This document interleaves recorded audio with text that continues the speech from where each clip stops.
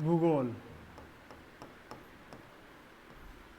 राजस्थान भूगोल के अंदर अपने राजस्थान का है जो भौतिक प्रदेश है, अपने टॉपिक के अंदर राजस्थान का भौतिक प्रदेश है।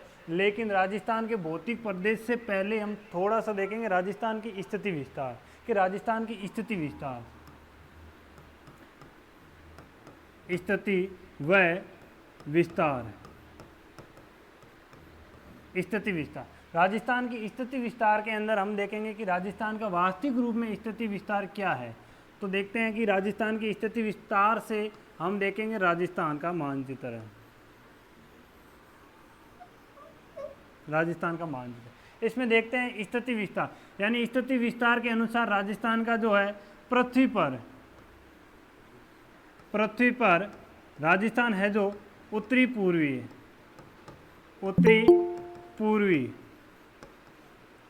पूर्वी गोलार्ध में है। और राजस्थान भारत के ऊपर, यानी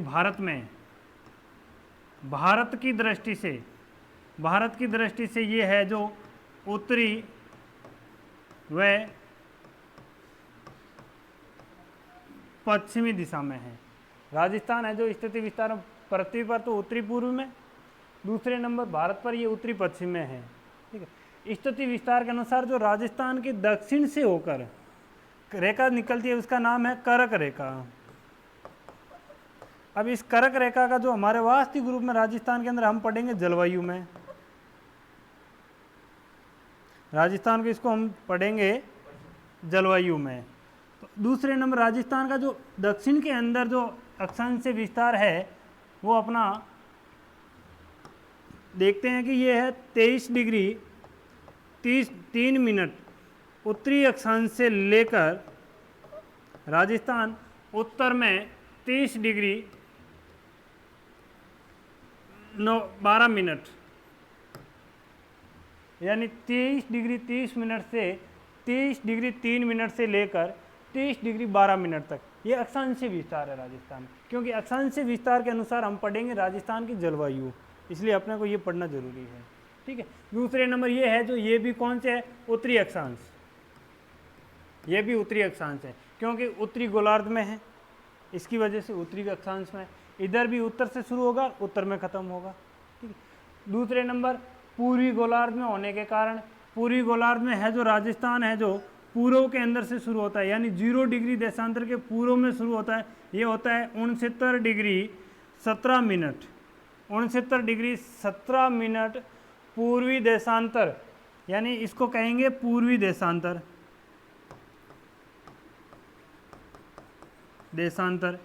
पूर्वी देशांतर। इसीलिए पूर्वी, इधर भी पूर्व और वापस राजस्थान है जो पूर्व में समाप्त हो रहा है। पूर्व में ये जो समाप्त हो रहा है वो हो रहा है 78 डिग्री 30 मिनट, ये हो रहा है पूर्वी देशांतर, पूर्वी देशांतर, यानी पूर्व में शुरू हो रहा है और पूर्व में खत्म हो रहा है। इसीलिए राजस्थान अक्षांश के अनुसार तो उत्तरी अक्षांश में है और देशांतर के अनुसार पूर्वी देशांतर में है। ठीक है, अक्षांश में कहाँ है उत्तरी अक्षांश में, और उत्तरी अक्षांश में खत्म हो रहा है, यानी करक रेखा राजस्थान के दक्षिण से होकर गुजर रही है, दक्षिण से होकर गुजर रही है, इसका मतलब राजस्थान उत्तरी अक्षांश में है। और ये वास्तविक रूप में राजस्थान का अक्षांशीय और देशांतरीय विस्तार है। ये अक्षांशीय और देशांतरीय विस्तार ही अपने को राजस्थान का पूरा भूगोल बताएगा कि भाई राजस्थान का वास्तविक रूप में जो भूगोल है वो किसके अनुसार ठहरा है, जिसमें राजस्थान की स्थिति व विस्तार है। ठीक है, अब देखते हैं स्थिति और विस्तार के अनुसार जो करक रेखा राजस्थान के दक्षिण से होकर गुजर रही है, कहाँ से होकर गुजर रही है दक्षिण के अनुसार। तो ये राजस्थान के वास्तविक रूप में क्या कर रही है, जलवायु को बता रही है। जलवायु सबसे बड़ा इंपॉर्टेंट है, जलवायु अपने इस टॉपिक के अंदर सबसे ज़्यादा इंपॉर्टेंट है जलवायु। इसी जलवायु के अनुसार ही अपने क्वेश्चन बनेंगे पूरे के पूरे। पहले के 2-4 जैसे ज़्यादातर क्वेश्चन जलवायु से आए और आने की संभावना भी इसे जलवायु से, कि राजस्थान की वास्तविक रूप में जो जलवायु निर्धारित जो रेखा कर रही है ना, तो कौन सी रेखा कर रही है, वो है करक रेखा। इसी करक रेखा को क्या कहते हैं, इसी को कहते हैं 23.5 डिग्री, 23.5 डिग्री उत्तरी अक्षांश, उत्तरी अक्षांश 23.5 डिग्री उत्तरी अक्षांश कहते हैं। और दूसरे नंबर इसी जलवायु के अनुसार, इसी कर्क रेखा के अनुसार राजस्थान को जलवायु के अनुसार दो भागों में बांटा गया, उत्तर और दक्षिण में, ठीक है। और भौतिक रूप में राजस्थान को अलग भागों में बांटा गया। जो वास्तविक रूप में अपना क्या है, मेन पहला टॉपिक है वो है राजस्थान का भूगोल के अंदर स्थिति विस्तार, और स्थिति विस्तार के बाद में जो मेन टॉपिक आएगा वो आएगा अपना राजस्थान का भौतिक प्रदेश। भौतिक प्रदेश में राजस्थान को अलग अलग भागों में विभक्त किया गया है। देखते हैं कि राजस्थान को वास्तविक रूप में भौतिक भागों के अनुसार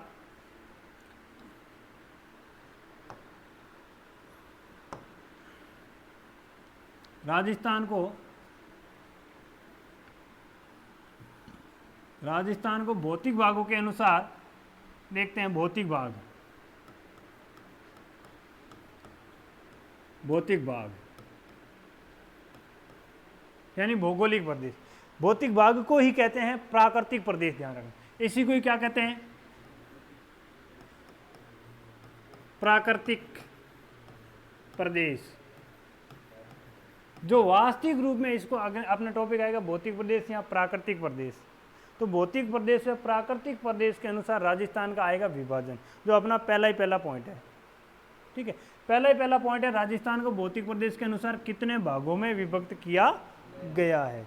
तो राजस्थान को भौतिक भागों के अनुसार राजस्थान को मुख्य रूप से 3 भागों में विभक्त किया गया। 3 कौन से देखते हैं। पहला आ जाएगा सीधा साहित्य के अनुसार, साहित्य। दूसरे नंबर सीधा आ जाएगा ऊंचावश के अनुसार। फिर तीसरे नंबर सीधा आ जाएगा अपने ऊंचावश व जलवायु के अनुसार। क्योंकि अपना भौतिक प्रदेश है, भौतिक प्रदेश पहला टॉपिक है, इसको अपने को सीधा का सीधा देखना है कि भौतिक प्रदेश को राजस्थान के अंदर किस नाम से जाना गया। साहित्य के अनुसार, ऊंचावश के अनुसार और ऊंचावश व जलवायु के अनुसार। साहित्य के अनुसार राजस्थान के भौतिक प्रदेश को किस नाम से जाना जाता है, तो ध्यान रखना साहित्य के अनुसार राजस्थान को 3 भागों में विभक्त किया गया है। वो 3 भागों के अंदर पहला आता है मरु। कौन सा आ गया, मरु। दूसरे नंबर आ जाएगा मेरू, और तीसरे नंबर राजस्थान को भौतिक प्रदेश को कहेंगे माल। साहित्य के अंदर राजस्थान के भौतिक प्रदेश को 3 भागों में विभक्त किया, मरु, मेरू व माल।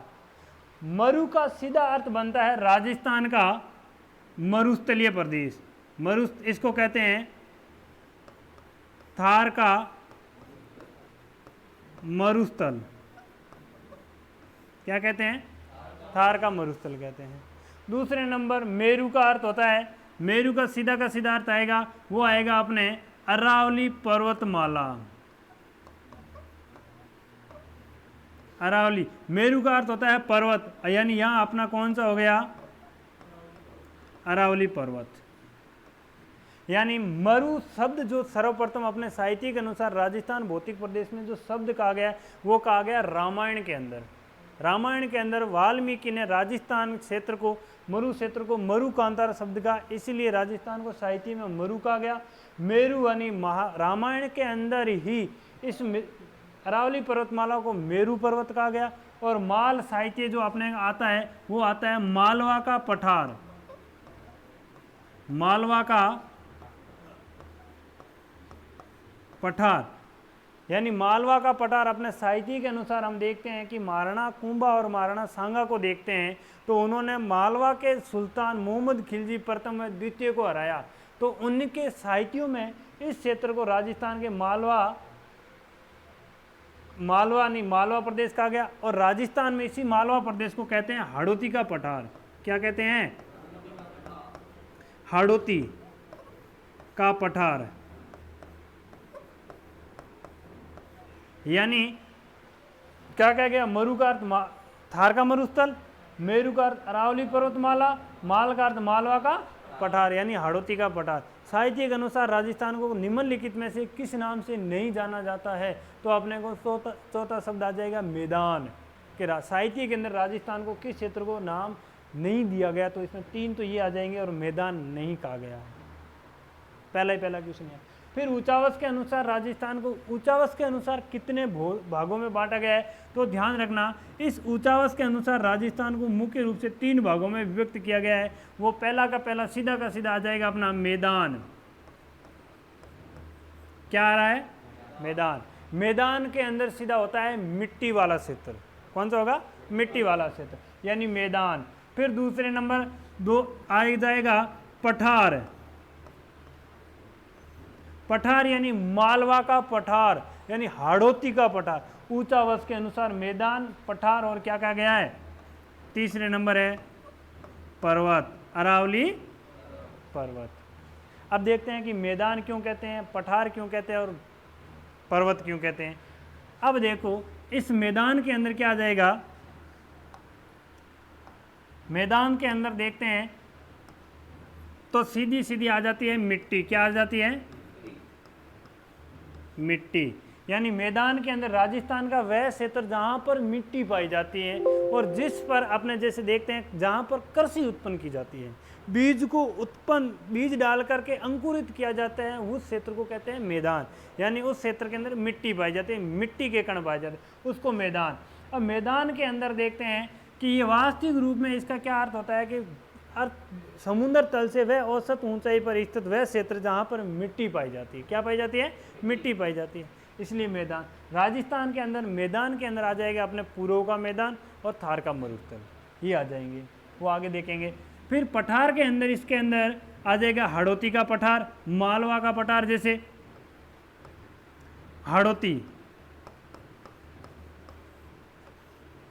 हाड़ौती का पठार। अब देखो पठार किसे कहते हैं? पठार उस क्षेत्र को कहते हैं यानी समुद्र तल से वह चट्टानी भाग जो ऊपर है और ऊपर होते हुए वो ऊपर से कैसे है?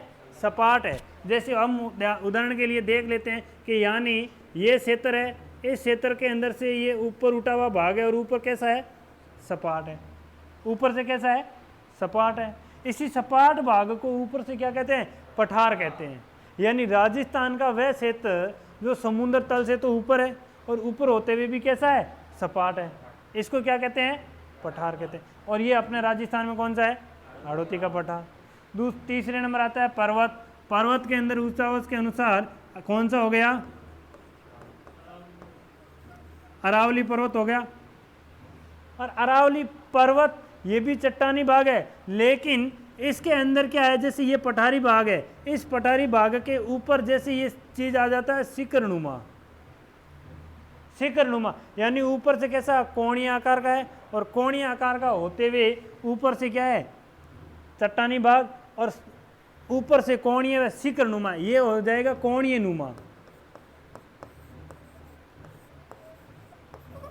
कोणीय नुमा, कोणीय नुमा भाग को क्या कहेंगे?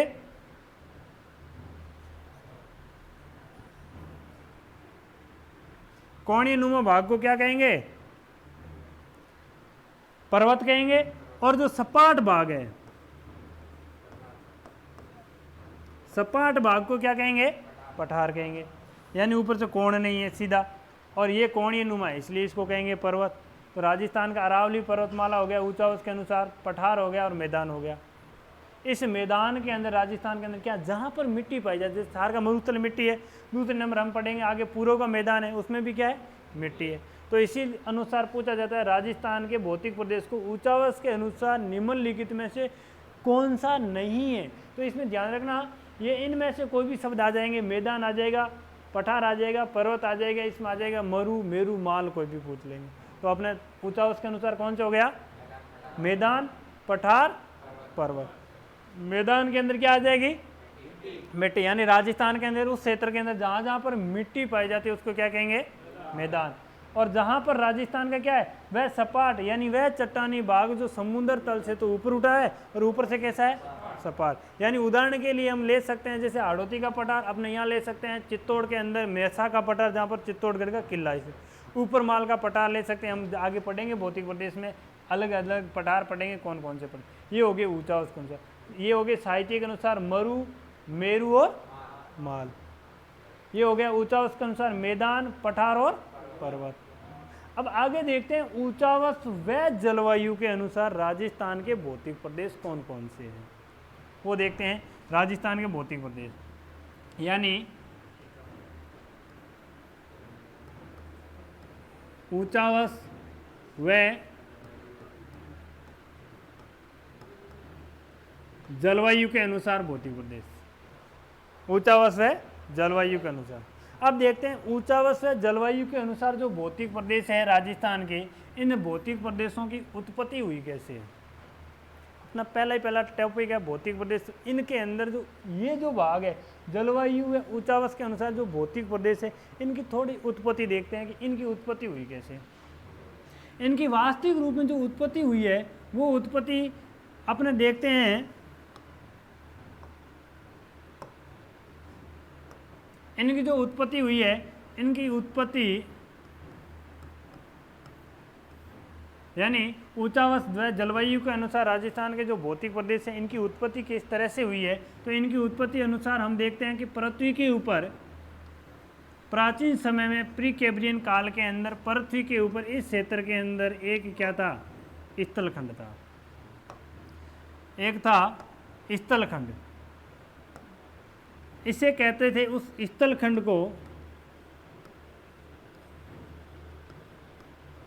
स्थलखंड था। इस स्थलखंड को प्री कैम्ब्रियन काल यानी आज से 65 करोड़ वर्ष पहले ये एक तरह का स्थलखंड था। इस स्थलखंड को उस समय पेंजिया कहते थे। क्या कहते थे? पेंजिया कहते थे। ठीक है, स्थलखंड को कहते थे पेंजिया। और दूसरे नंबर इसके चारों ओर जो भाग था, इसके जो चारों ओर जो भाग था वो था जलीय भाग। कौन सा भाग था? जलीय भाग। इस जलीय भाग को प्री कैम्ब्रियन काल के अंदर ये था जलीय भाग।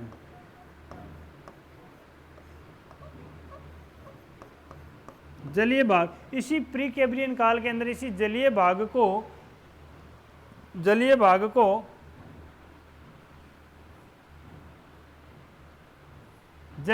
को पेंथालासा कहा गया। क्या कहा गया? आगे ध्यान रखना, हमने भौतिक प्रदेश पढ़ेंगे तो किस क्षेत्र से किसकी उत्पत्ति हुई है वो जरूर ध्यान रखना। स्थलीय भाग को क्या कहा गया? पेंजिया कहा गया। और जलीय भाग को क्या कहा गया? पेंथालासा कहा गया। अब देखो प्री कैम्ब्रियन काल के अंदर, कालांतर के अंदर इस पेंजिया के अंदर पृथ्वी के आंतरिक भाग के अंदर कुछ सैवनीय क्रिया हुई, यानी ज्वालामुखी है। और इस ज्वालामुखी लावा की वजह से इसके अंदर क्या हुआ था? कुछ आंतरिक भाग के अंदर ऐसी घटना घटी जिसकी वजह से ये उस कालांतर में पेंजिया का क्या हो गया? विभाजन हो गया। क्या हो गया? विभाजन हो गया। तो विभाजन हो गया तो ये जो पेंजिया है वो अलग अलग भागों में विभक्त हो गया। यहाँ से 2 भागों में टुकड़ा हो गया। इस 2 टुकड़े के अंदर उत्तर वाला जो भाग था, उस उत्तर वाले भाग को कहा गया अंगारा लैंड। क्या कहा गया? अंगारा लैंड कहा गया। उत्तर वाले भाग को कहा गया अंगारा लैंड। दूसरे नंबर इसी अंगारा लैंड को क्या कहा गया? लोरेशिया कहा गया। लोरेशिया कहा गया। उत्तर वाले भाग को अंगारा लैंड व लोरेशिया कहा गया। और उसके बाद में पेंजिया के दक्षिण वाले भाग को गोंडवाना लैंड कहा गया। गोंडवाना लैंड क्या कहा गया? गोंडवाना लैंड कहा गया। उत्तर वाले को अंगारा लैंड और दक्षिण वाले को गोंडवाना लैंड कहा गया। जब ये दोनों अलग विभक्त हो गए तो इस क्षेत्र के अंदर जो मध्य जो खाई का निर्माण हो गया, किसका? एक विभंग, एक खाई का निर्माण हो गया।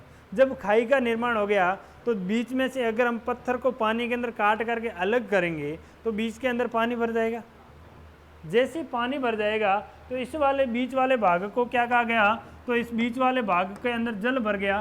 तो इस बीच वाले भाग के अंदर इस जल भर जाने से, इस क्षेत्र के अंदर जल भर जाने से इस क्षेत्र को कहा गया तैतीस सागर। क्या कहा गया? तैतीस सागर। क्या कहा गया? तैतीस सागर। बीच वाले भाग को तैतीस सागर कहा गया।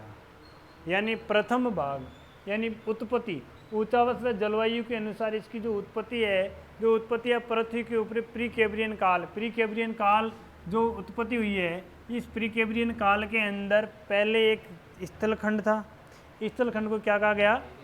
पैंजिया कहा गया।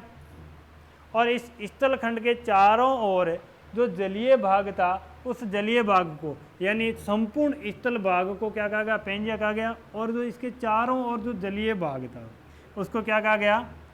पैंथालासा कहा गया। यानी संपूर्ण जलीय भाग को प्री कैम्ब्रियन काल, कौन सा काल ध्यान रखना, तो ये काल था प्री कैम्ब्रियन काल कहते हैं, प्री कैम्ब्रियन काल। प्री कैम्ब्रियन काल ध्यान रखना, इस काल के अंदर जलीय भाग को तो कहा गया पैंथालासा, स्थल भाग को पैंजिया कहा गया। लेकिन कालांतर में जब पृथ्वी के आंतरिक भाग में सैवनीय क्रिया हुई, यानी लावा की उत्पत्ति की वजह से ये दो भागों में विभक्त हो गया, दो भागों में विभक्त हो गया। तो उत्तरी भाग को क्या कहा गया? अंगारा। ये हो गया उत्तरी भाग। और टूट करके जो दक्षिण में हो गया उसको क्या कहा गया? ये है दक्षिणी भाग। जब ये उत्तरी व दक्षिणी भाग में फैल गए तो इन बीच में क्या होगी? विभंग होगी। विभंग को क्या कहा गया? जल भर गया, इसको कहा गया 33 है। अब इसी 33 सागर अंगारा लैंड, गोंडवाना लैंड की वजह से अपने राजस्थान के अंदर भौतिक भागों का कहाँ कहाँ पर कितना निर्माण हुआ वो हम देखते हैं। आया समझ में? ये आया ना? क्वेश्चन सीधा सीधा यहाँ से आएगा कि भारत राजस्थान का भौतिक प्रदेश निम्नलिखित में से कौन सा भौतिक प्रदेश किससे निर्मित हुआ है? तो अपने को देखना है कि 33 सागर, अंगारा लैंड, लोरेशिया, गोंडवाना, सीधा का सीधा क्वेश्चन आएंगे, इनमें से कौन सी से हुआ है। तो अब देखते हैं राजस्थान का वास्तविक रूप में जो भौतिक प्रदेश है।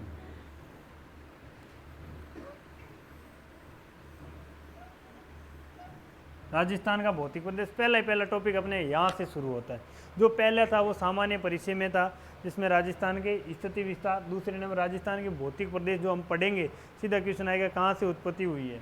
तो राजस्थान के भौतिक प्रदेश ऊंचावश के अनुसार हमने पहले पढ़ा, कौन सा? ऊंचावश के अनुसार पढ़ा,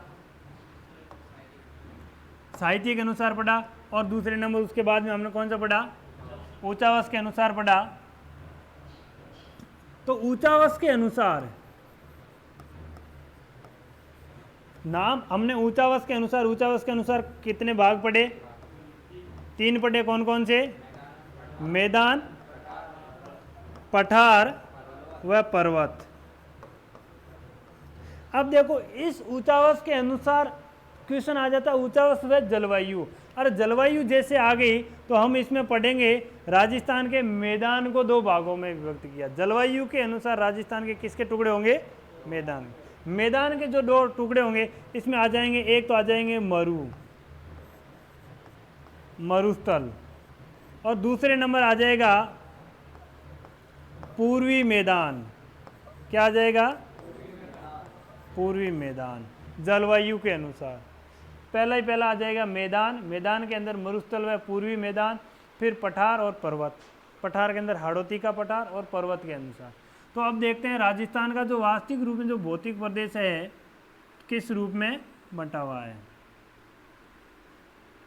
सीधा सीधा क्वेश्चन आता है, निम्नलिखित में से राजस्थान का भौतिक प्रदेश को क्रम वाइज सजाइए। उत्तर से दक्षिण ले लेंगे, या पश्चिम से पूर्व कर देंगे, या उत्तर पश्चिम से या पूर्व से पूछेंगे, या दक्षिण से पूछेंगे। क्वेश्चन आएंगे राजस्थान के भौतिक प्रदेश को उत्तर से दक्षिण बताइए। तो राजस्थान का जो वास्तविक रूप में जो भौतिक प्रदेश है अलग अलग भागों में विभक्त किया गया। तो इसके अनुसार देखते हैं कि ये जो राजस्थान का जो भाग है वो है थार का मरुस्थल। थार का मरुस्थल पहला जो राजस्थान का सबसे बड़ा भौतिक प्रदेश है थार का मरुस्थल। उसके बाद में जो अपना आता है वो आता है अरावली पर्वतमाला। अरावली पर्वत। फिर दूसरे नंबर राजस्थान को जैसे अरावली पर्वतमाला के पश्चिम में वापस पूर्व में देखेंगे तो ये पूर्व में होने की वजह से इसको कहते हैं पूर्वी मैदान कहेंगे। क्या कहेंगे? पूर्वी मैदान कहेंगे। फिर वापस ये मालवा के पठार के पास में होने की वजह से इसको तो मालवा का पठार कहते ही है, दूसरे नंबर कहते हैं कि यहाँ से राजस्थान के इतिहास के अंदर हाड़ा चौहानों ने क्या किया, यहाँ शासन किया, इसलिए इसको कहते हैं हाड़ौती का पठार। क्या कहते हैं? हाड़ौती का पठार कहते हैं। थार का मरुस्थल, अरावली पर्वतमाला, पूर्व का मैदान और हाड़ौती का पठार। अब हम जैसे देखते हैं कि ऊंचावास वह जलवायु के अनुसार मैदान को दो भागों में बांटा गया। कौन सा? मरुस्थल व पूर्व का मैदान। अब आगे हम जैसे देखेंगे कि भाई जलवायु के अनुसार इसको कैसे बांटा गया, तो हम इसको एक एक टुकड़ों के रूप में पढ़ेंगे तो अपने को समझ में आएगा भाई इसको जलवायु के रूप में कैसे बांटा, इसको कैसे बांटा, इसको कैसे बांटा और इसको अलग अलग कैसे बांटा गया। तो अब देखते हैं कि जो थार का मरुस्थल व पूर्व का मैदान, अब पूछा जाता है कि राजस्थान के अंदर हमने पहले 33 सागर पढ़ा था, 33 सागर पढ़ा था, उससे पहले हमने गोंडवाना लैंड, अंगारा लैंड पढ़ा था। अब देखते हैं कि राजस्थान का कौन सा भौतिक प्रदेश है जो प्राचीन समय के अंदर पृथ्वी के ऊपर प्री कैम्ब्रियन काल में जो भौतिक प्रदेश विभंग हुआ था उनमें किससे निर्मित हुआ था।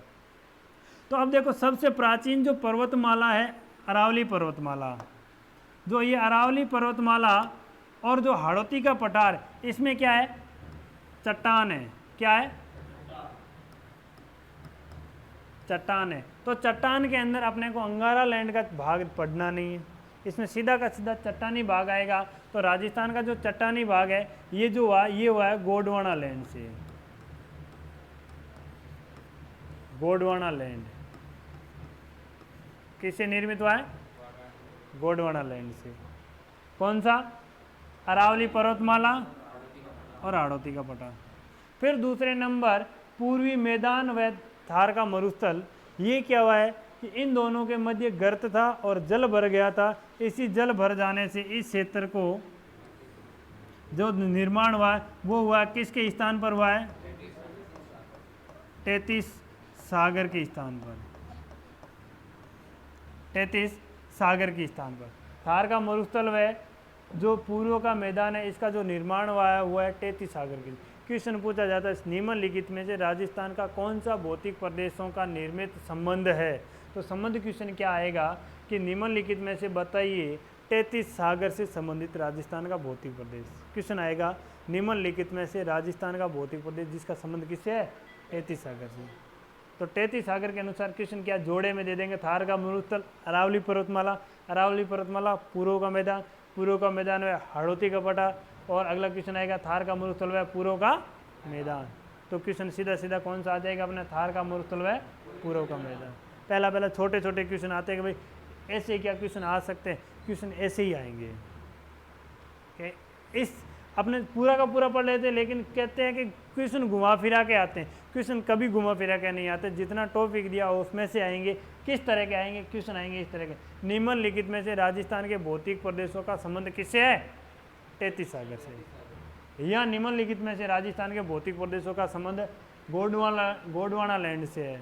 और क्वेश्चन सीधा पूछा जाएगा राजस्थान का निम्नलिखित में से अंगारा लैंड से संबंध है, तो राजस्थान के अंगारा लैंड से किसी भी भौतिक प्रदेश का कोई संबंध नहीं है।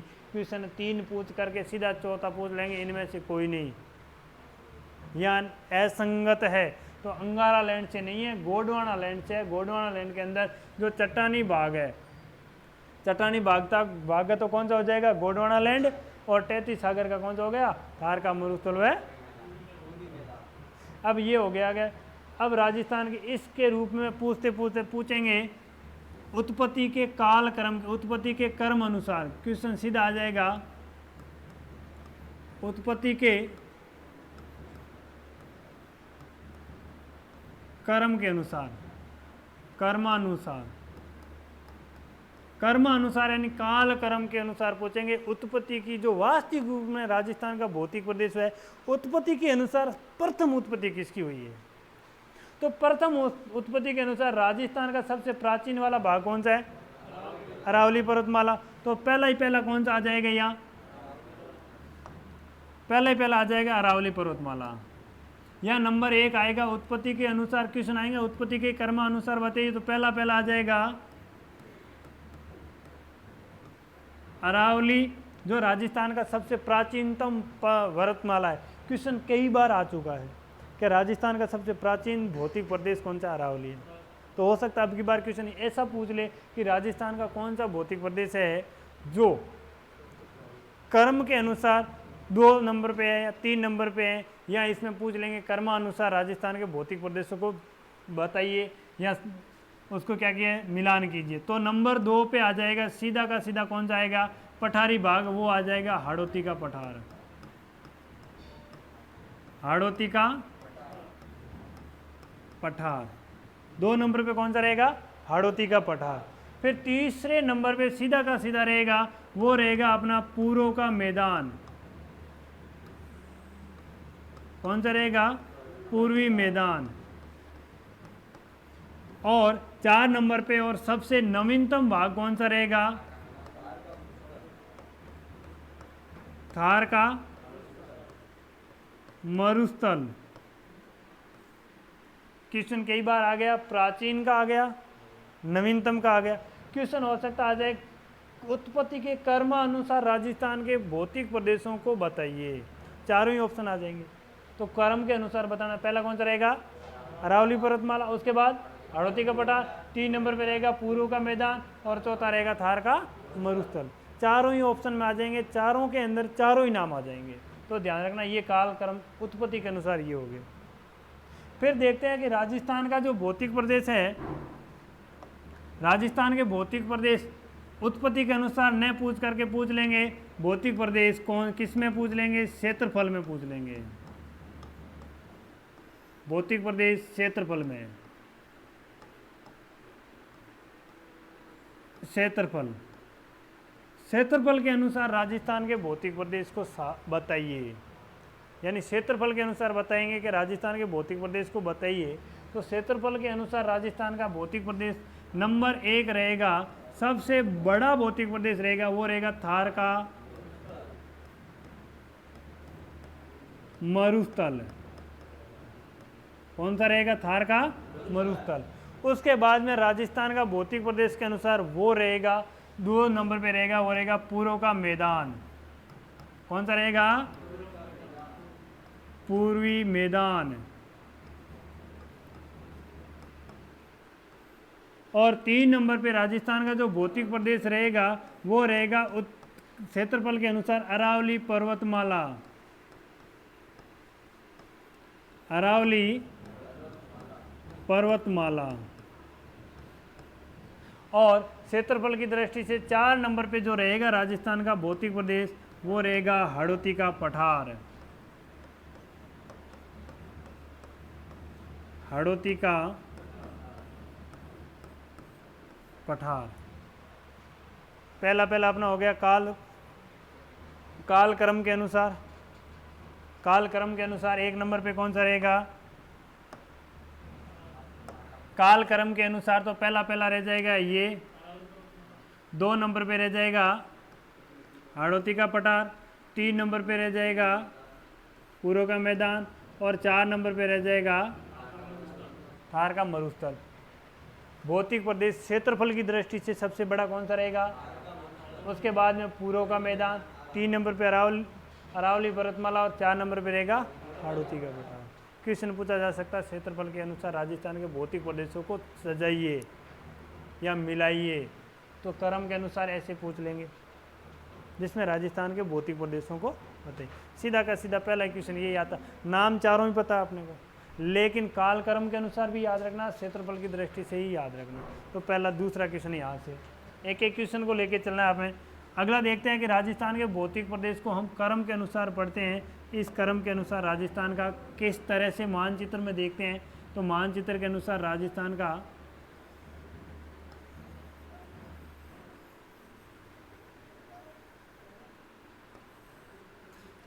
का जो ये मानचित्र है, इस मानचित्र के अनुसार देखते हैं कि कौन कौन सा क्षेत्र है जो राजस्थान के भौतिक प्रदेशों को अनुसार बताते हैं।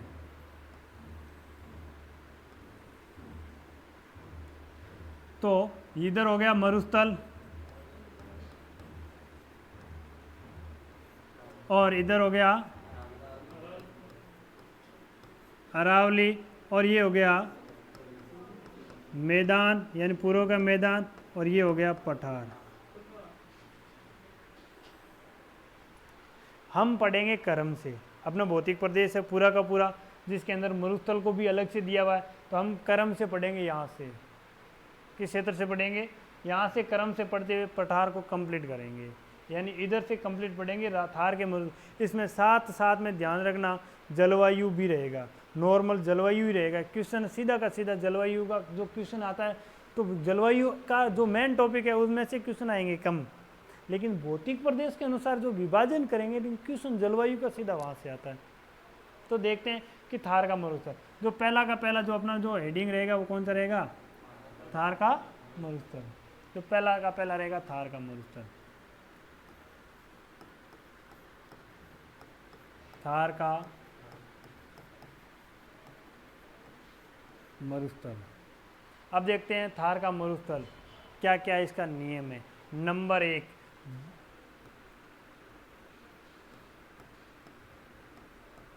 सबसे बड़ा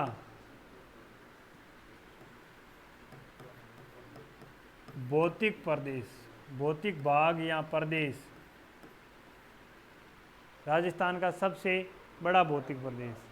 नंबर 2 राजस्थान का ये है सबसे नवीनतम, सबसे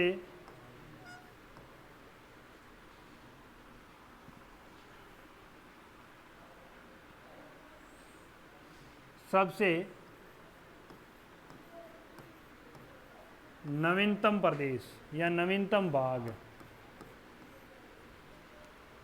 सबसे नवीनतम भाग। सबसे बड़ा भौतिक प्रदेश कौन सा है, थार का मरुस्थल। सबसे नवीनतम भाग कौन सा हो गया, थार का मरुस्थल। ये क्या है, राजस्थान व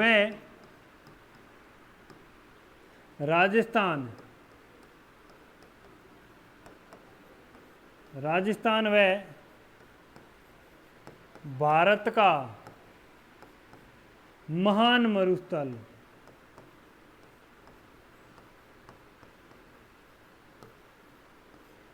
इसी को कहते हैं भारत व राजस्थान का महान मरुस्थल।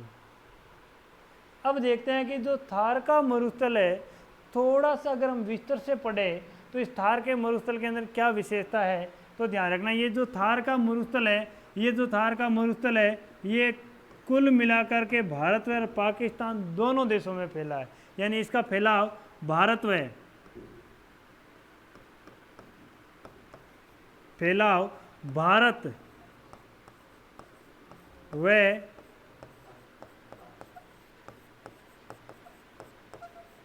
पाकिस्तान दोनों देशों में, इसका फैलाव भारत व पाकिस्तान दोनों देशों में है, दोनों देशों में है।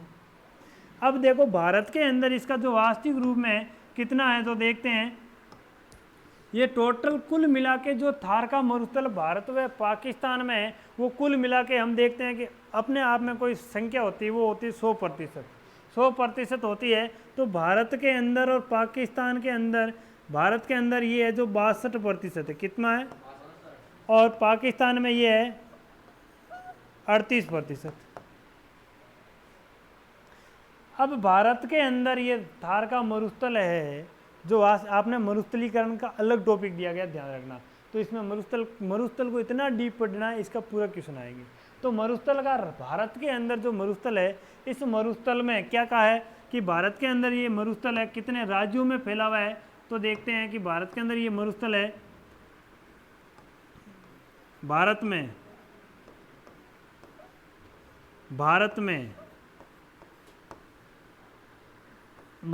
इसका फैलाव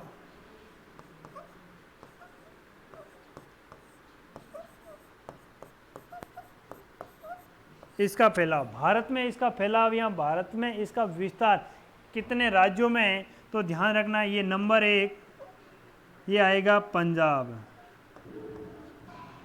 कौन से राज्य में, पंजाब। नंबर 2 ये आएगा हरियाणा में। नंबर 3 ये आएगा राजस्थान में। और नंबर 4 ये आएगा गुजरात में। कितने राज्यों में है? 4 राज्य। भारत में जो टोटल 62% है, ये कितने राज्यों में फैला हुआ है? 4। कौन कौन से? पंजाब, हरियाणा, राजस्थान व गुजरात में। ये थार का मरुस्थल है। इधर तो पाकिस्तान में फैला ही है। फिर दूसरे नंबर इधर पंजाब में, फिर इधर थोड़ा सा हरियाणा में भी फैला हुआ है, और दूसरे नंबर गुजरात में, और राजस्थान में तो पूरा का पूरा फैला है ही पश्चिम में। क्वेश्चन पूछा जाता मरुस्थल के अनुसार भारत के अंदर कुल कितना प्रतिशत है? 62%, और पाकिस्तान में 38% है। पाकिस्तान में इसको कहते हैं चोलिस्तान।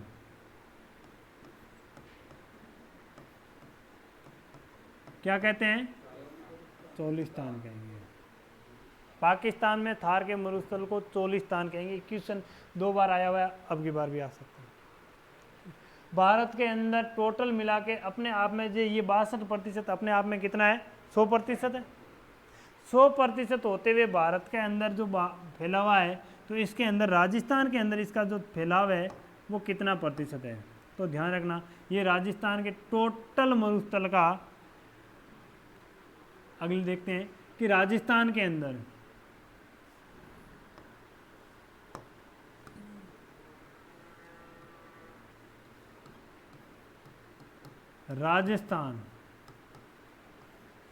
राजस्थान में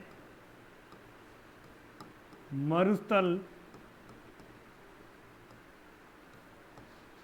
का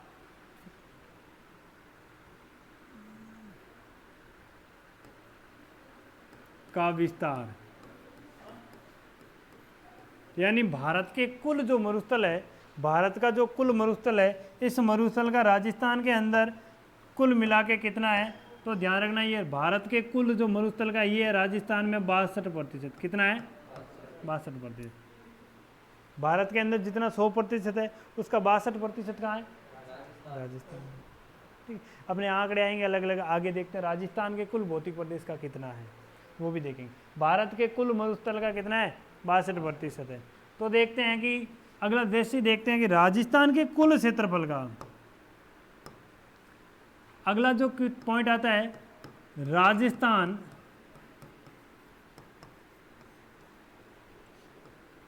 के कुल क्षेत्रफल,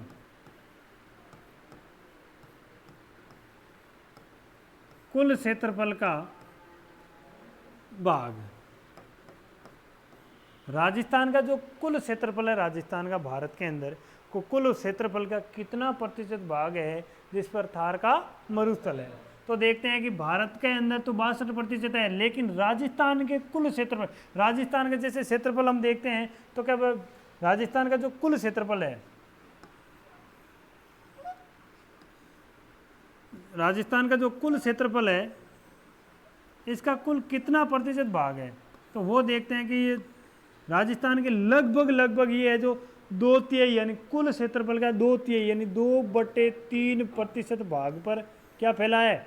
थार का मरुस्थल है। तो कुल क्षेत्रफल के अनुसार देखते हैं राजस्थान का कुल क्षेत्रफल है, तो उसका जो राजस्थान के अंदर कुल क्षेत्रफल का कितना प्रतिशत है? तो देखते हैं कि राजस्थान के 61.11% भाग पर क्या फैला हुआ है? थार का मरुस्थल फैला हुआ है।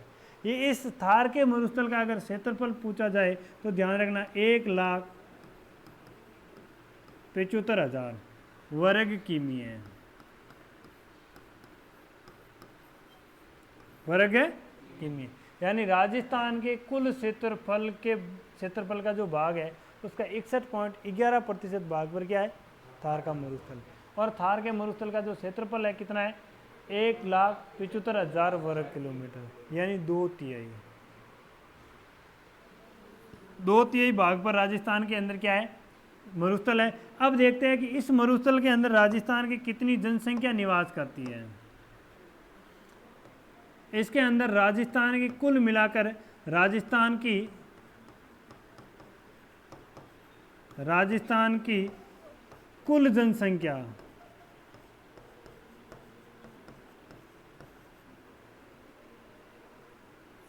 कुल जनसंख्या का 40% है, जो 40% भाग कहाँ निवास करते हैं? भाग मरुस्थल में निवास करते हैं। यानी राजस्थान के कुल जो जनसंख्या उसका 40% भाग कहाँ निवास करते हैं?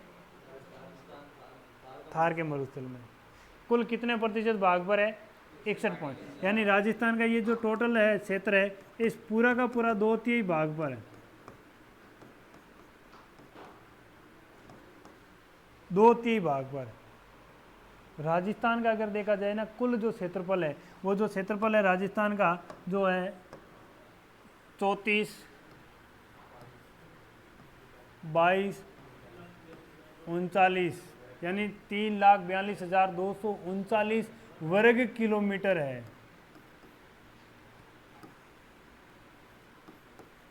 वर्ग किलोमीटर है। इस वर्ग किलोमीटर का 2/3 यानी 2/3 लगभग 61.11% भाग पर थार का मरुस्थल है। इसमें राजस्थान की कुल जनसंख्या का 40% क्या कर रहे हैं? यहाँ निवास कर रहे हैं। ये राजस्थान या भारत के कौन से क्षेत्र में है? तो ध्यान रखना, उत्तर पश्चिम क्षेत्र में। कौन से क्षेत्र में?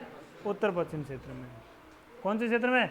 उत्तर पश्चिम। यानी ये जो वास्तविक रूप में कौन से क्षेत्र में? तो ध्यान रखना, ये है उत्तर पश्चिम क्षेत्र में।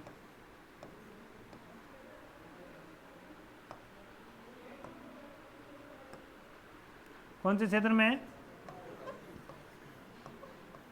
उत्तर पश्चिमी क्षेत्र में। उत्तर पश्चिमी क्षेत्र यानी दिशा में स्थित है थार का मरुस्थल। कुल मिलाकर देखते हैं कि राजस्थान के उत्तर पश्चिम क्षेत्र में स्थित है। अब देखते हैं कि इस राजस्थान के थार के मरुस्थल को किस मरुस्थल का भाग कहते हैं। तो देखते हैं, थार का मरुस्थल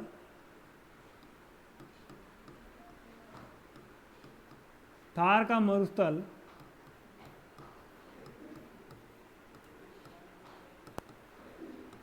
का जो मरुस्थल है, ये वास्तविक रूप में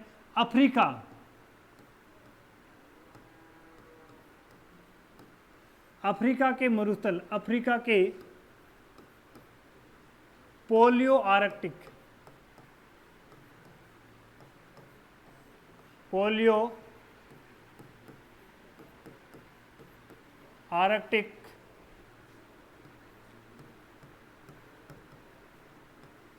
मरुस्थल का पूर्वी भाग है।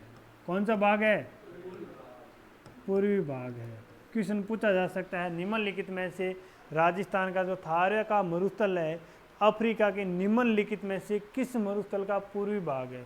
तो अफ्रीका के मरुस्थल को कोई भी पूछ लेंगे तो कौन सा भाग, कौन सा मरुस्थल है?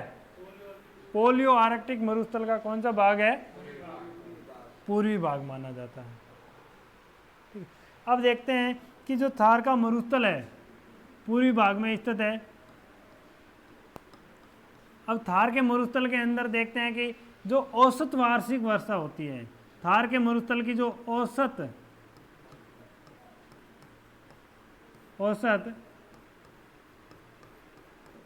वार्षिक वर्षा, आपके जो वास्तविक रूप में जलवायु के अनुसार, मैं कह रहा हूँ कहाँ से क्वेश्चन बटेंगे। अब जो औसत जो वार्षिक वर्षा, ये जलवायु का भाग है। किसका भाग है? जलवायु का भाग है। लेकिन सीधा का सीधा क्वेश्चन क्या पूछेंगे, भाई थार के मरुस्थल में कितनी वर्षा होती है? तो औसत जो वार्षिक वर्षा होती है यहाँ, वो होती है, ध्यान रखना, 20 से लेकर 40 सेमी। कितनी होती है? 20 से 40 सेमी। औसत जो वार्षिक वर्षा होती है यहाँ की थार के मरुस्थल की, जो 20 सेमी से लेकर के 40 सेमी औसत वार्षिक वर्षा होती है। अब देखते हैं कि थार के मरुस्थल का जो तापमान है, थार के मरुस्थल का औसत तापमान पूछा जाए, यानी यहाँ का औसत तापमान, औसत तापमान, अगर औसत तापमान पूछा जाए थार के मरुस्थल का, तो ध्यान रखना औसत तापमान है वो है 22 डिग्री सेल्सियस। कितना है? 22 डिग्री। अपने जलवायु के अंदर सीधा का सीधा क्वेश्चन पूछा जाएगा, थार के मरुस्थल का औसत तापमान कितना है, यानी राजस्थान के उत्तरी पश्चिमी भाग के अंदर जो मरुस्थलीय भाग है इसका औसत तापमान कितना है, जलवायु, और सीधा का सीधा क्वेश्चन पूछा जाए। क्वेश्चन इसलिए ऐसा पूछा जाएंगे, अपने थोड़े थोड़े टॉपिक है, अपने जिस टॉपिक है इस टॉपिक के अनुसार थार के मरुस्थल को 2 बार बताया गया है, मरुस्थलीकरण बताया गया, दूसरे नंबर राजस्थान के भौतिक संरचना बताया गया। तो इसमें दूसरे नंबर तीसरा टॉपिक बताया गया जलवायु। तो इसमें से क्वेश्चन पूछा जाएगा कितना क्या प्रतिशत भाग है जलवायु का, औसत वार्षिक वर्षा कितनी है। इसमें देखते हैं कि थार के मरुस्थल का जो औसत तापमान ये है, तो अब देखते हैं कि थार के मरुस्थल के अंदर अधिकतम तापमान कब होता है और कम तापमान कितना रहता है, यानी इस क्षेत्र के अंदर अधिकतम तापमान, अधिकतम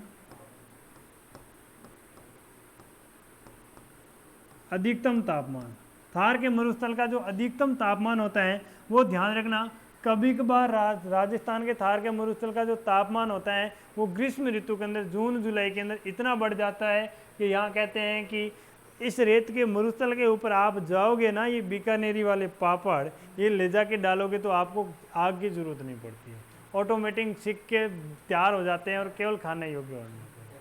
तो इस तरह से बन के निर्माण हो जाता है। इसीलिए अधिकतम तापमान कहते हैं कि अधिकतम तापमान इसका है जो 48 डिग्री सेल्सियस है। कितना है? 48 डिग्री सेल्सियस अधिकतम तापमान। अब 48 डिग्री तापमान बहुत होता है, पृथ्वी का औसत जो तापमान है वो 15 डिग्री है। अगर 1 डिग्री तापमान हो गया, अधिक हो गया, तो बर्फ़ पिघलना शुरू कर देते हैं, बर्फ़ पिघलनी शुरू हो जाती है। यानी 15 से 16 हो गई तो मतलब बर्फ़ पिघलना शुरू हो जाएगी। अगर दूसरे नंबर अगर बर्फ़ पिघलना शुरू हो गई, समुद्र स्थल बढ़ जाएगा। अगर समुद्र स्थल बढ़ गया तो समुद्र के तटीय वाला भाग है वो पूरा का पूरा किस में डूब जाएगा? जल में डूब जाएगा। अगर पानी में डूब जाएंगे तो ज़्यादातर जनसंख्या कहाँ निवास करती है विश्व में? समुद्र तटीय भाग, मैदानी भाग में, तो कई लोग मारे जाएंगे। अब देखो 1 डिग्री तापमान बढ़ जाता है, यानी यहाँ का औसत तापमान 22 डिग्री है, अधिकतम कितना हो जाता है? 48 डिग्री। फिर भी लोग कैसे हैं? जिंदे। अब देखो, अब इसका अधिकतम तापमान है, दूसरे नंबर इसका न्यूनतम तापमान कितना है? न्यूनतम तापमान सबसे बेस्ट है। जो न्यूनतम तापमान कितना है, तो न्यूनतम तापमान को ध्यान रखना बड़ा इंपॉर्टेंट है। ये होता है -3 डिग्री। कितना है? -3 डिग्री। -3 डिग्री है।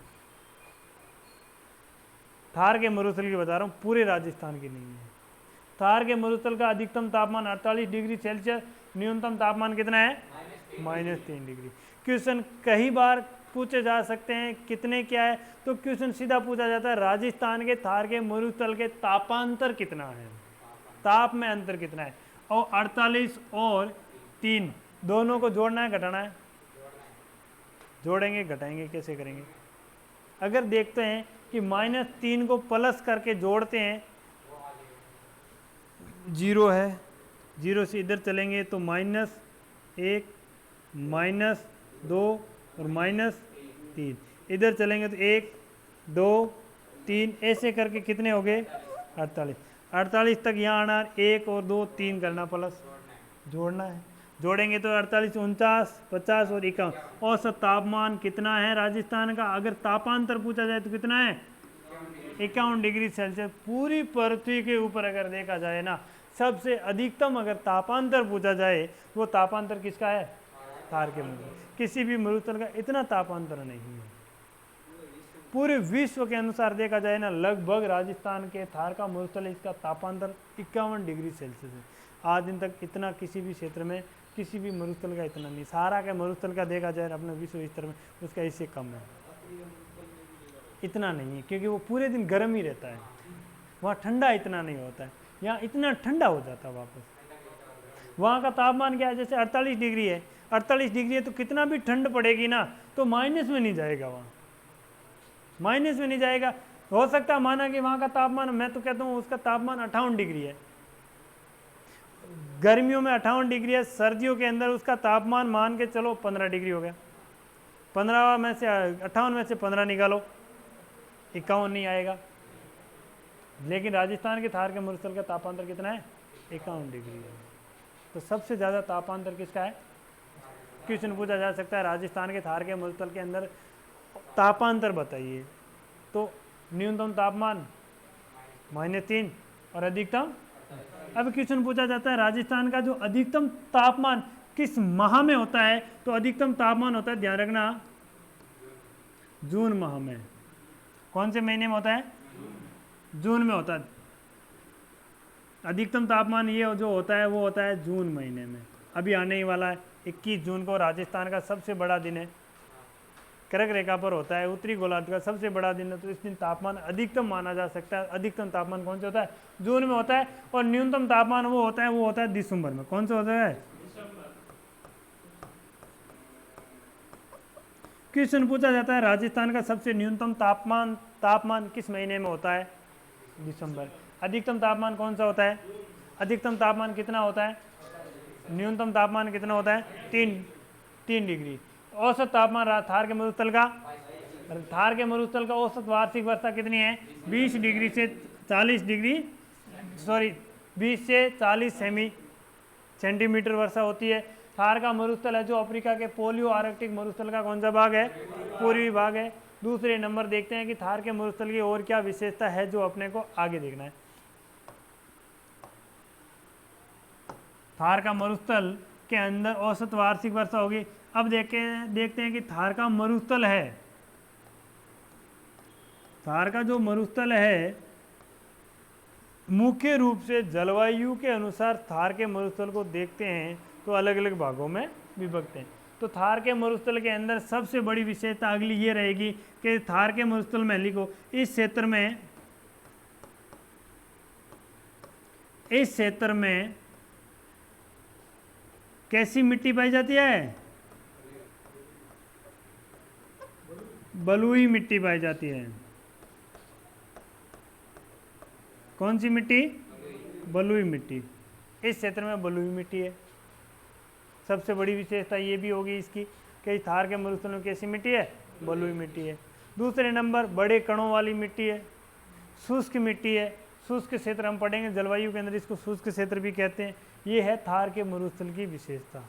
थार के मरुस्थल के रूप में अपने अलग अलग हमने पढ़ा। जैसे थार के मरुस्थल के अंदर पहला जो भाग पड़ा है कि ये राजस्थान का सबसे बड़ा भौतिक प्रदेश है, ये सबसे नवीनतम भाग है। ये राजस्थान व भारत का महान मरुस्थल कहलाता है।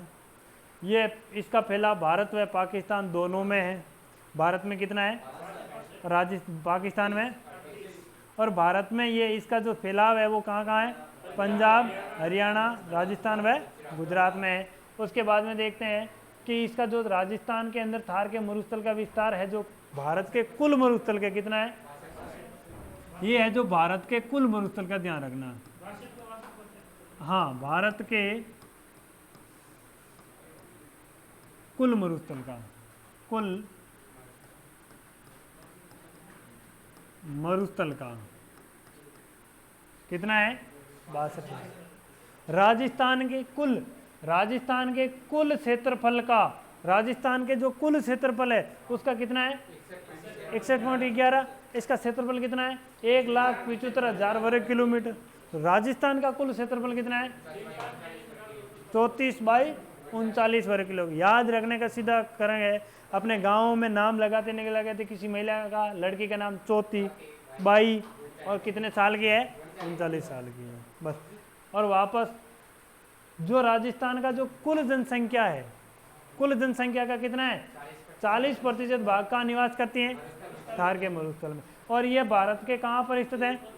उत्तर पश्चिम में। उसके बाद में देखते हैं कि थार के मरुस्थल को अफ्रीका के पोलियो आर्कटिक मरुस्थल का कौन सा भाग कहते हैं?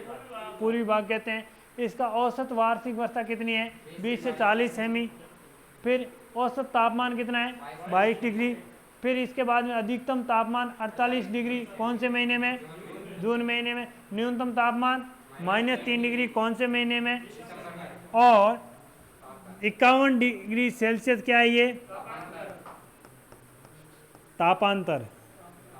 ताप में अंतर है। राजस्थान के थार के मरुस्थल के अंदर तापमान में अंतर कितना है? 51 डिग्री सेल्सियस। 51 डिग्री का जो तापांतर है, ध्यान रखना, ये -3 और 48 दोनों को जोड़ेंगे तो 51 आ जाएंगे। इस क्षेत्र के अंदर कैसी मिट्टी है? बलुई मिट्टी है। कैसी मिट्टी है? बलुई मिट्टी है।